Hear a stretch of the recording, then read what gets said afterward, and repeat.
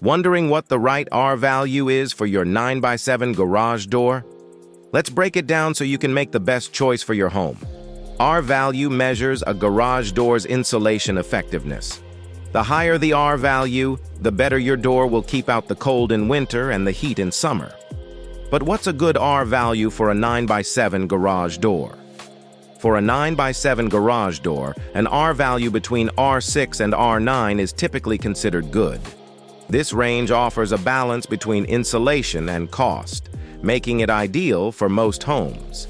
If your garage is attached to your home or you use it as a workspace, consider opting for a higher R value, around R12 or more. This provides better energy efficiency and comfort. The material of your garage door also affects insulation. Steel doors often have higher R values due to built-in insulation, while wood doors may offer lower values but add a classic look. So, what's a good R value for your 9x7 garage door? It depends on your needs, but sticking to an R value between R6 and R9 is a solid choice for most homeowners. Remember, the right insulation can save you money on energy bills and keep your garage comfortable year-round. Thanks for watching.